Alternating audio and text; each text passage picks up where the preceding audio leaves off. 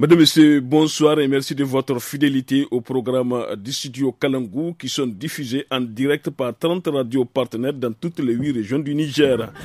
Des programmes aussi disponibles sur notre page Facebook Studio Kalangou, notre site internet www.studiokalangou.org et sur les réseaux sociaux. Aujourd'hui, le forum du studio Kalangou a pour thème quelle stratégie pour la valorisation de la production du fonio au Niger?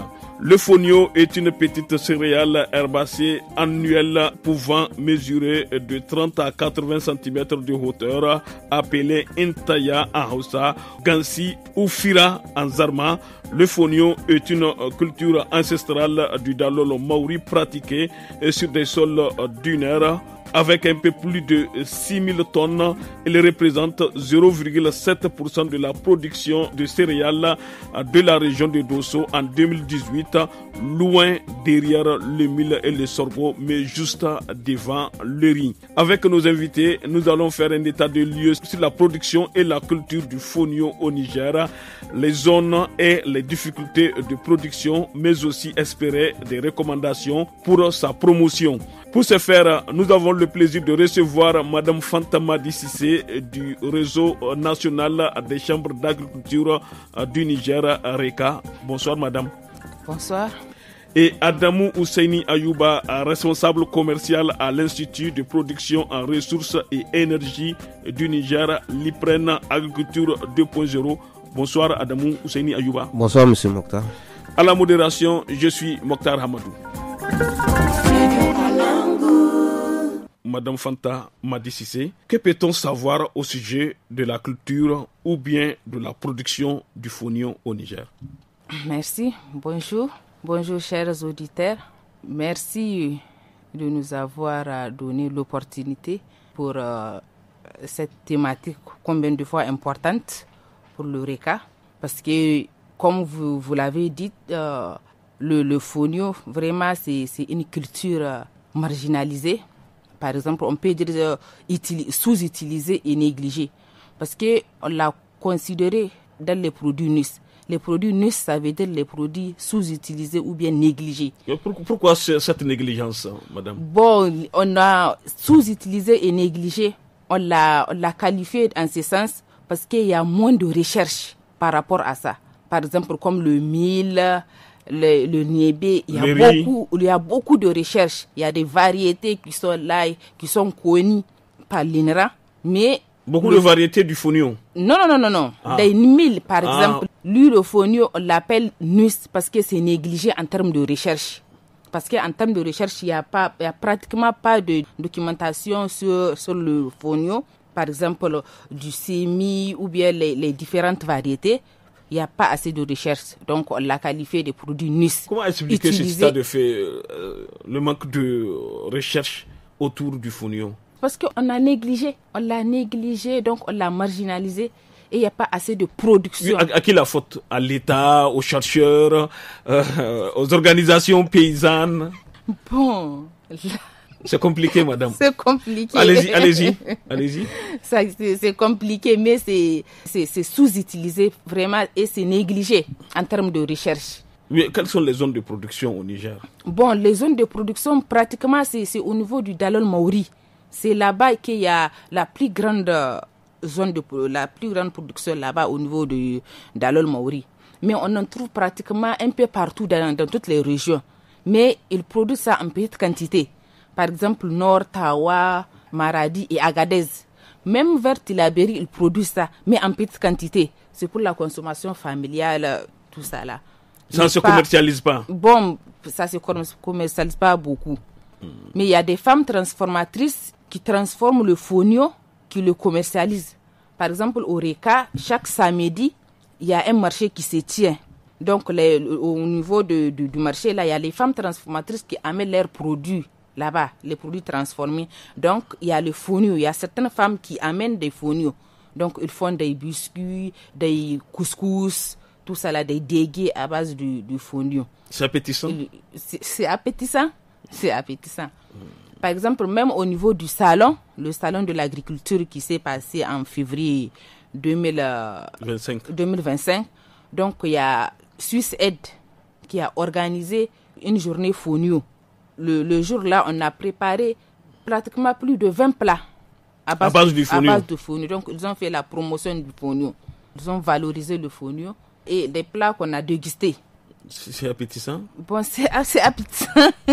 Madame Fanta Madi Cissé, à la différence des grandes cultures, le fonio est une céréale négligée, vous l'avez dit, qui n'a pas bénéficié d'un grand nombre de recherches, vous l'avez également dit, formalisées sur des techniques culturelles. Pourquoi les agriculteurs ou les producteurs nigériens ne s'intéressent pas beaucoup à la culture du fonio? Bon, on peut dire c'est surtout au niveau de la production. La production, elle est traditionnelle, elle est archaïque, elle est manuelle. Et la production manuelle, c'est tellement difficile. Par exemple, surtout au niveau de la récolte, qui se fait manuellement, et au niveau du battage, là où on le sépare. Le décortiquage. Le décortiquage, d'enlever les glumes. Donc, vous voyez, tout ça là, c'est tellement dur et c'est manuel. Donc, raison pour laquelle les producteurs ne s'intéressent même pas à la production du fonio. Madame, comment se fait la culture du fonio? Le fonio se cultive n'importe quel terrain, surtout les terrains dunaires. Par exemple, les terrains qui sont pauvres. Là-bas aussi, oui, ça se pratique. Ça ne nécessite aucune exigence. C'est tolérant à la sécheresse et surtout. Ça ne nécessite pas de l'engrais. Non, ça ne nécessite pas de l'engrais. De fumure organique. Non, ça ne nécessite pas de fumure organique. Parce qu'on l'appelle même, c'est une culture bio. Donc, il n'y a pas d'engrais, ni de pesticides. Par exemple, les sols qu'on laisse en jachère. Donc, ça pousse au niveau de ces sols. Ça ne nécessite pas grand apport. Alors, madame, quels sont les enjeux pour un pays pauvre comme le Niger, très dépendant sur le plan alimentaire, de promouvoir la production de toutes les céréales et les autres spéculations? Vraiment, le fonio, ça ne nécessite pas beaucoup de travail et beaucoup d'apport. Non. Donc, il peut pousser sur n'importe quel terrain, sur n'importe quel sol pauvre. Ça peut coûter. Donc, il y a la promotion aussi qu'on doit faire. Par exemple, organiser des journées portes ouvertes ou bien des foires comme ça. Donc, faire des dégustations. Mais est-ce que les gens vont venir puisqu'ils ne s'intéressent pas à la culture? C'est de faire des sensibilisations. On va faire des sensibilisations, des spots radio, des émissions radio au niveau de toutes les radios. Je vois que sur le travail des partenaires, qu'est-ce que l'État peut faire lui-même pour valoriser cette culture-là? Même l'État peut faire des sensibilisations au niveau des radios, au niveau de la télévision. Donc, parler du fonio. Le ministre de l'Agriculture, par exemple? Par exemple, oui. On peut parler du fonio au niveau de la télévision, faire la promotion en faisant des foires, organiser des foires, faire des dégustations à base du fonio. Parce qu'on peut faire différents plats à base de fonio et c'est très appétissant. Okay. Merci beaucoup, madame. C'est très nutritif et c'est surtout le fonio là, il est très riche en vitamines. Les Nigériens le savent, tout ça là? Oui, bon, pas tellement. C'est riche en... Il n'y a pas de gluten. Donc le gluten là, c'est la protéine là qu'on interdit aux personnes âgées et aux enfants. Donc, il n'y a pas de gluten dans le fonio. Okay. Merci beaucoup, madame. On va revenir vers vous. Encore le temps de donner la parole à Adamou Ousseini Ayouba. Comment votre structure, l'Ukraine Agriculture 2.0, aborde-t-elle les questions de la valorisation de certaines cultures rares et négligées telles que le fonio? Ok, bonjour Monsieur Mokhtar, bonjour pour l'occasion que vous nous donnez de venir discuter sur le fonio.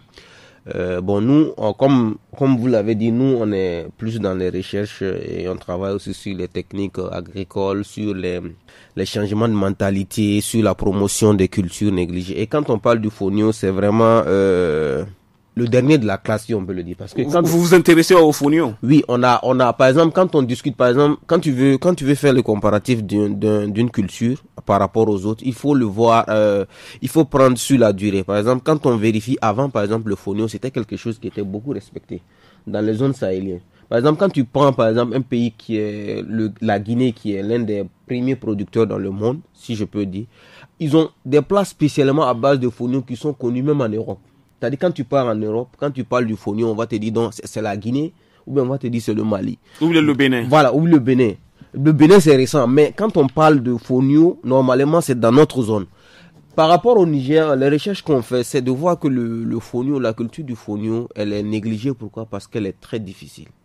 Très difficile comment? Elle est à 100% manuelle, il faut le savoir.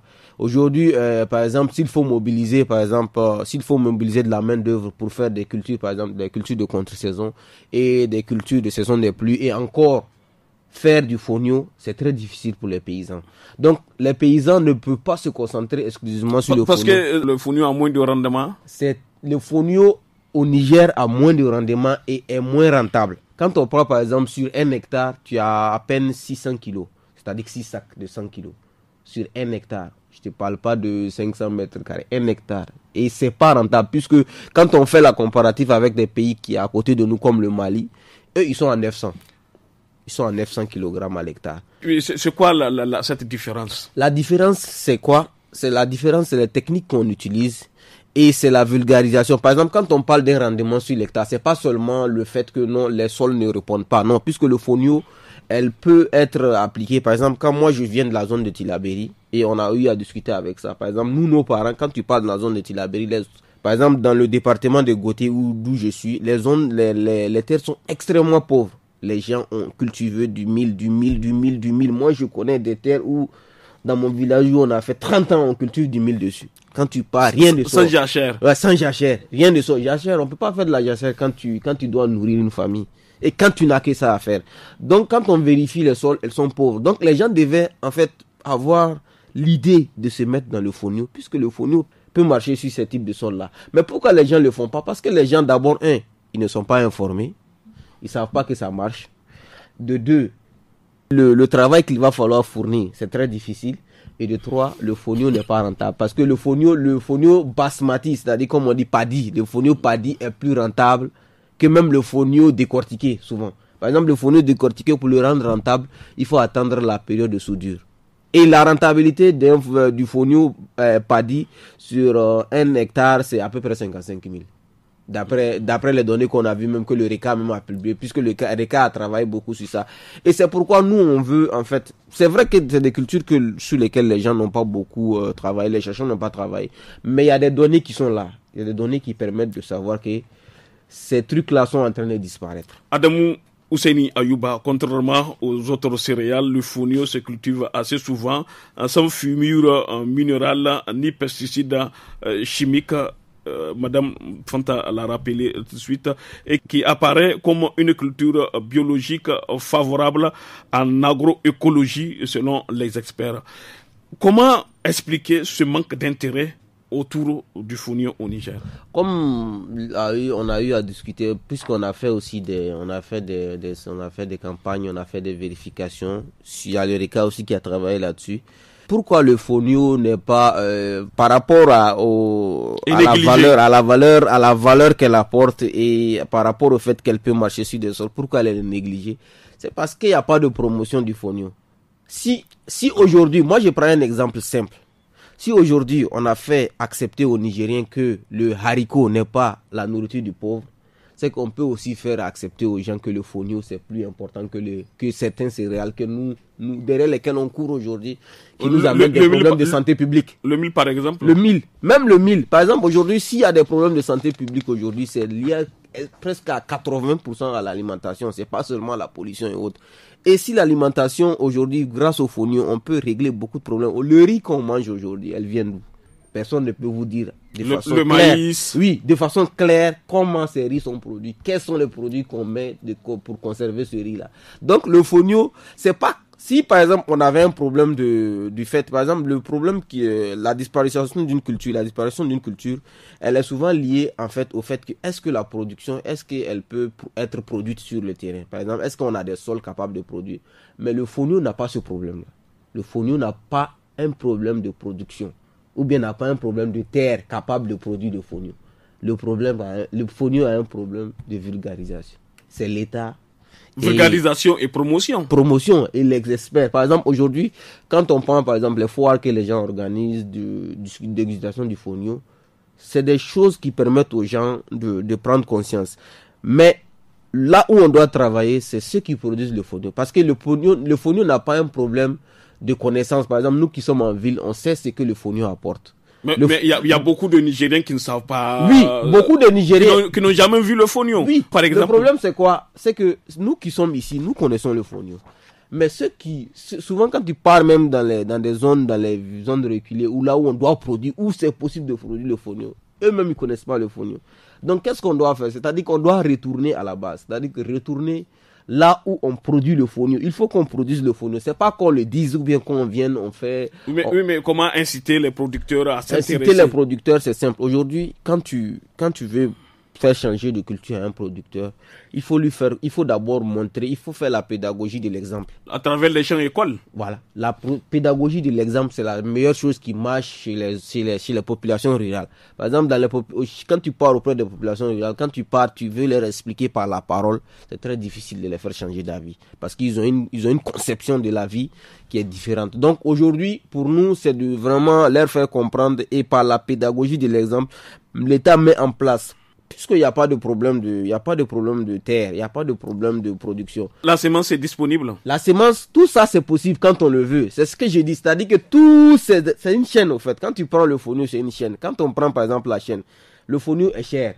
Pourquoi? Parce que le fonio est très cher. Pourquoi? Parce que c'est pas disponible. Parce que c'est pas disponible. Pourquoi c'est pas disponible? Parce que les gens ne produisent pas. Pourquoi les gens ne produisent pas? Parce que c'est très difficile à produire. C'est de façon manuelle et ça fatigue. Donc c'est une chaîne. Donc c'est cette chaîne-là qu'il faut suivre et retourner à la base. Oui, mais est-ce que l'État peut faire quelque chose à ce niveau? L'État peut tout faire quand l'État veut. Aujourd'hui, quand on oblige les gens, aujourd'hui l'oignon de Galmi, on le connaît partout, mais c'est parce que l'État a voulu. C'est parce que l'État a voulu faire la production du riz aussi. Oui, c'est la même chose. Quand on veut produire du riz, on fait les aménagements hydro-agricoles, on produit. C'est comme ça. Quand on veut produire du fonio aussi, on dit, par exemple, l'État a plusieurs structures. Par exemple, quand on prend le LOECA, on dit au RECA, ok, aujourd'hui on va dire au RECA, vous devez cibler les zones dans lesquelles on peut produire du fonio. Cibler toutes les zones du Niger. On leur donne les moyens, ils vont cibler, ils vont cartographier et on va commencer la production, puisque c'est pas compliqué. Puisque même le semis, c'est fait à la volée. À la volée. Donc, je vois pas qu'est-ce qui est extraordinaire qu'on ne connaît pas, qu'on ne peut pas mettre en place. Adamou Ousseini Ayouba, le fonio est cultivé au regard de ses potentiels alimentaires, socioculturels, thérapeutiques, Madame Fanta l'a rappelé tout de suite, économiques, voire fourragers. Faut-il craindre la disparition du fonio dans les années à venir si rien n'est fait? Le fonio, on ne parle même pas d'années à venir. Si on parle d'années à venir, c'est beaucoup trop. Le fonio est en train de disparaître. Si madame même vous dit qu'il y a des gens qui connaissent pas le fonio, c'est grave. On parle d'un céréale. On parle pas par exemple de la banane, plantain ou bien du palmier à huile qui est produit dans les zones côtières. On parle d'un céréale. Et on parle d'un céréale. Et quand un céréale disparaît, c'est parce qu'il y a pas de promotion. Et tant qu'il n'y a pas la promotion, il n'y a pas la vulgarisation, elle va disparaître. Et ça c'est clair. Puisque le problème c'est qu'on ne produit pas. Et comme on ne le produit pas, on ne peut pas l'acheter puisque c'est cher. La production qu'elle est là, elle est chère. Donc comme elle est chère, les gens ne produisent pas. Les gens ne produisent pas parce que c'est difficile à produire. Donc toute la chaîne elle est là, il y a un problème sur toute la chaîne. Donc il y a un problème, c'est un problème-là qu'il faut régler. Tant qu'on ne règle pas ces problèmes-là, on ne pourra jamais vulgariser le fonio et le fonio va disparaître. Merci beaucoup Adamou Ousseini Ayouba, Madame Fanta Madi Sissé. Le fonio risque de disparaître au Niger si rien n'est fait. Que faut-il faire? Oui, le fonio risque de disparaître, comme l'avait dit tout à l'heure Adamou. Oui, ça va même disparaître.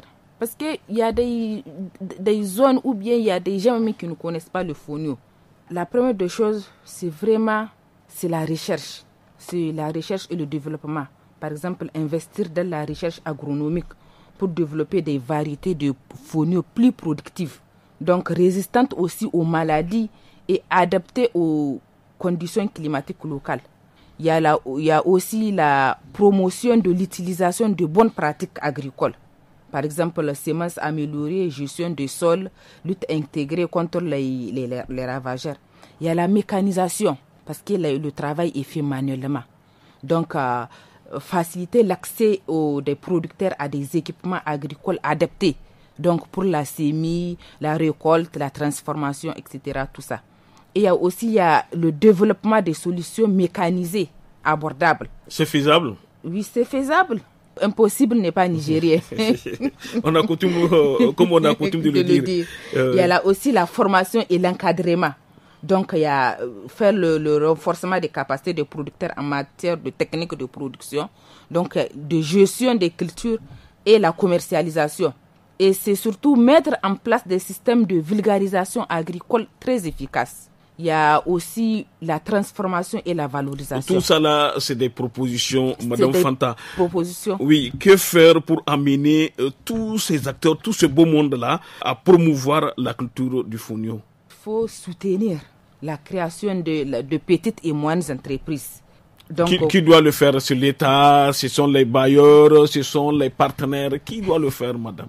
L'État peut le faire, sans se focaliser même au niveau des bailleurs. Il y a aussi des bailleurs qui peuvent le faire. Promouvoir la diversification, par exemple des produits à base du fonio. Par exemple, farine, couscous, pâtes, biscuits, gâteaux, dégués, galettes, tout ça là. Tout ça là, on peut faire tout ça là à base du fonio. On peut le faire à base du fonio. Parce qu'au niveau du salon, comme j'ai eu à le dire, il y a SUSAID qui a fait la promotion du fonio. Donc, ils ont fait plus de 20 mains à base du fonio. D'améliorer les techniques de transformation, donc pour garantir la sécurité de la production. Merci beaucoup, madame. On a servi une courte pause. On revient vers vous, Adamou Ayouba Ousseini. Les espèces alimentaires négligées et sous-utilisées comme le fonio jouent un rôle crucial pour la sécurité alimentaire et nutritionnelle. Le fonio a-t-il des valeurs nutritives et sanitaires? Oui.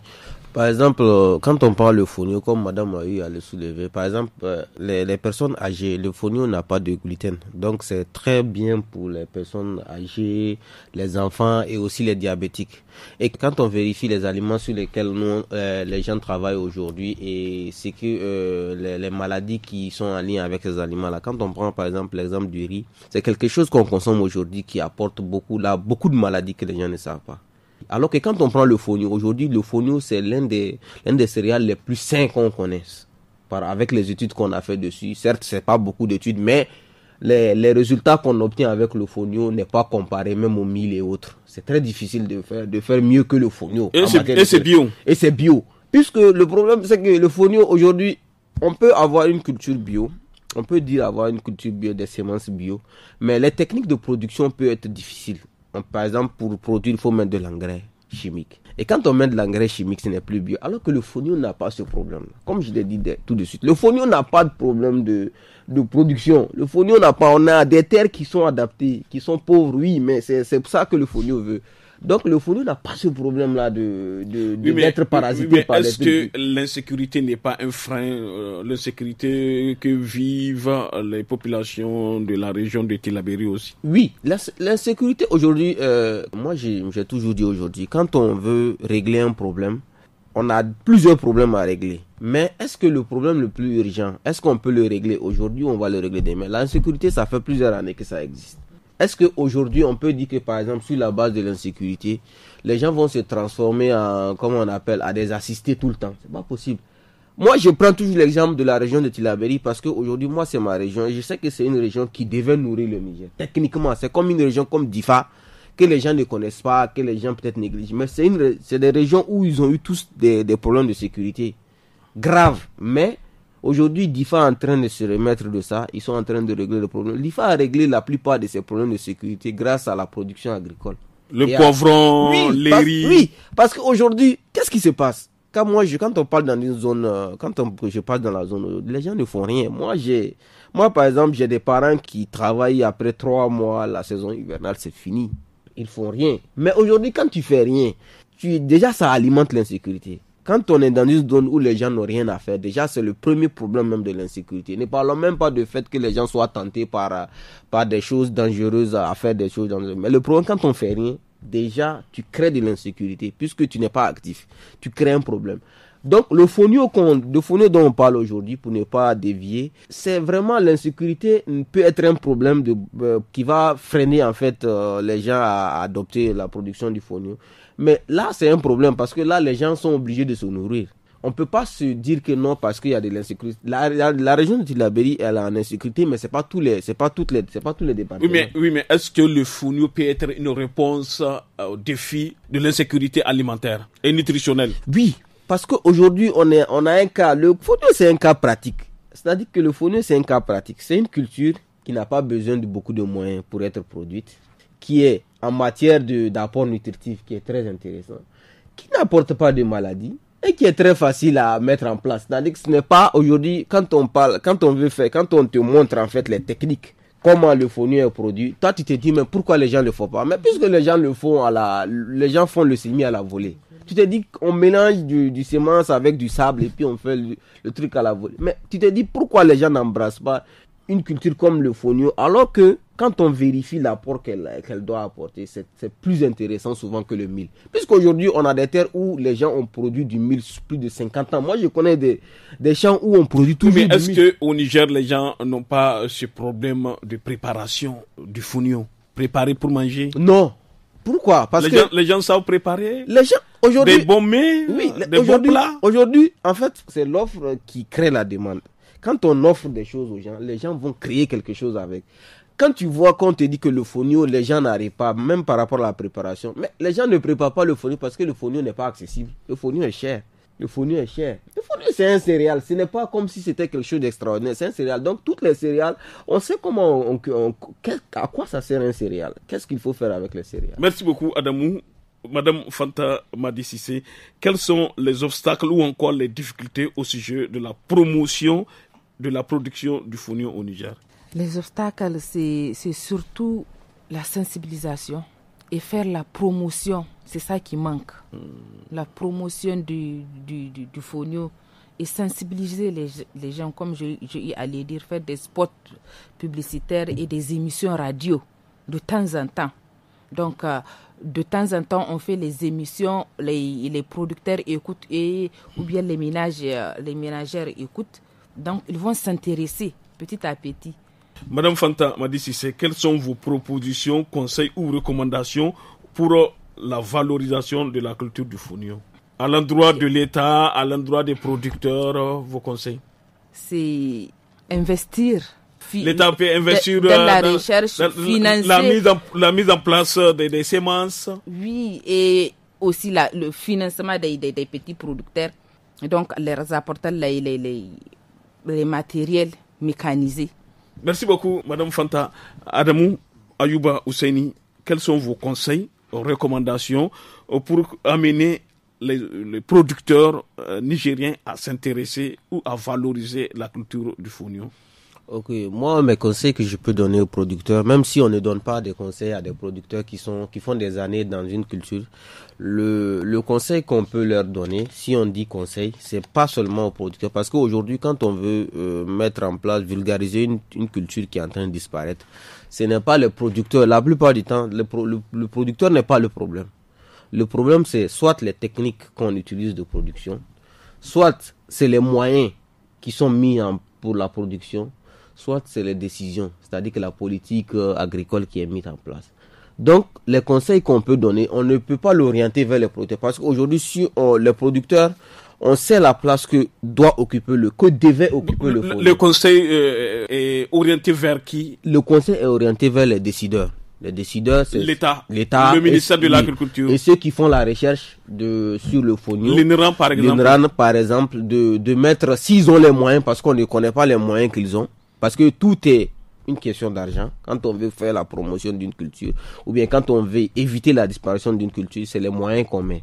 Donc, je sais pas les moyens qu'ils ont, mais pour moi, c'est vraiment de travailler sur des techniques de production, sur des semences, sur la vulgarisation auprès des producteurs. S'il faut cartographier des zones, il faut choisir des zones, faire de la production. Selon vos explications, toutes les régions au Niger sont propices à la culture du fonio. Oui, du fonio, puisque le fonio n'a pas un problème de pauvreté du sol, non.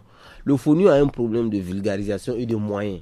C'est ça qui est en train de fatiguer. Parce que quand on vous dit... Oui, mais est-ce que les organisations paysannes font assez pour promouvoir ici la production du fonio? Est-ce que ce ne sont pas les producteurs qui ont négligé, les associations paysannes qui ont négligé? Je vais vous prendre un exemple simple. Quand tu produis, par exemple, comme je l'ai dit, 600 kilos sur un hectare, et que ces 600 kilos-là, le maximum, comme on dit, ça c'est le maximum qu'on prend. Maintenant, si, par exemple, les producteurs, la plupart, quand ils produisent, quand ils ont cette production-là, ils font le calcul, ils savent qu'ils peuvent consommer ça sur 7 mois. Ok. Maintenant, s'il y a un problème, il y a un choc climatique qui arrive l'année prochaine, donc la production, elle a baissé. Maintenant, ils continuent de consommer, faire la même consommation. Donc, ils vont se retrouver un jour sans semences. Il n'y a pas de semences. Oui, est-ce que l'État peut intervenir à ce niveau? Donc l'État peut intervenir. De la même manière où l'État intervient dans la vulgarisation de certaines cultures, l'État peut intervenir. L'État peut intervenir parce que pourquoi? Si l'État décide d'investir sur une culture, elle va marcher. Aujourd'hui, on peut se décider, par exemple, l'État peut, par exemple, dégager une zone dans laquelle elle va produire pour que l'INRAN puisse travailler pour avoir des semences. C'est-à-dire que faire beaucoup de semences, avoir beaucoup de semences. Parce que le problème aussi... c'est faisable. Oui, c'est faisable. Parce qu'aujourd'hui, le problème aussi, ce n'est pas de vulgariser. Par exemple, on peut vulgariser, mais si les gens n'ont pas les semences ne sont pas là, ne sont pas disponibles, on ne peut pas produire. Puisqu'il faut de la semence pour produire. Donc l'État peut dégager des espaces pour produire des semences sur 1 ou 2 ou 3 ans pour avoir le maximum de semences possibles et pouvoir faire la distribution. Est-ce que l'État peut aussi subventionner? Non, la subvention, moi, pourquoi j'aime pas la subvention? La subvention, le problème de la subvention, c'est que quand tu subventionnes quelque chose, tu n'as pas de résultat. Les résultats qu'on t'apporte, c'est ce que tu publies. Mais est-ce que c'est la vraie réponse? Aujourd'hui, quand l'État met les moyens dans la subvention, est-ce que ça arrive aux producteurs? Puisque le problème, c'est la production. Ce n'est pas le prix même du fonio qui est le problème. Le premier problème du fonio, ce n'est pas le prix, c'est la production qui n'est pas suffisante. Donc, c'est la production qu'il faut régler. Avant de parler de diminution de prix, subvention de certaines choses, non, il faut d'abord parler de production. Et on peut produire du fonio. Il n'y a pas un problème. Merci beaucoup, Adamou. Madame Fanta Madi Sissé, est-ce que le fonio est commercialisable ici au Niger? Oui, c'est commercialisable. Au marché, on peut en trouver Au marché, pas tellement. Mais comme j'ai eu à le dire au niveau du marché du Reka, comme chaque samedi, il y a un marché qui s'anime. Donc là-bas, il y a les femmes transformatrices qui amènent leurs produits. Parmi leurs produits, il y a le fonio. Mais est-ce que la semence est disponible? Non, c'est pour cela on a bien dit c'est d'investir dans la recherche agronomique. Donc pour développer des variétés du fonio plus productives. Vous voyez, et surtout des variétés résistantes aux maladies. Mais madame, est-ce qu'on peut faire la promotion du fonio si les semences ne sont pas disponibles sur le marché? Bon, c'est difficile. Là c'est difficile. Si les semences sont disponibles, là on peut faire. On peut faire la promotion. Est-ce qu'au Niger, les gens savent bien préparer le fonio? Ils savent bien préparer, comme ce que Adam a eu à le dire. Quand l'offre est là, donc on peut tout faire à base du fonio. La technique me fait signe que nous sommes au terme de ce forum du studio Kalangou. Nous avons eu l'honneur et le plaisir de recevoir Madame Fanta Madi Sissé du réseau national des chambres d'agriculture RECA et Adamou Ousseini Ayouba, responsable commercial à l'Institut de production en ressources et énergie du Niger, l'IPREN Agriculture 2.0. Merci à nos invités et à vous tous pour votre fidélité au programme du studio Kalangou, qu'il vous parvienne grâce à nos 30 radios partenaires. Merci aussi à la technique assurée par Issa Lawali. Merci, à la prochaine.